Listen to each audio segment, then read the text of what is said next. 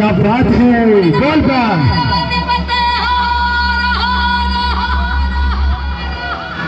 जो नहीं जानते उनको मैं बताना चाहूँगी हर हर महादेव का नारा दोनों हाथों को ऊपर करके लगता है।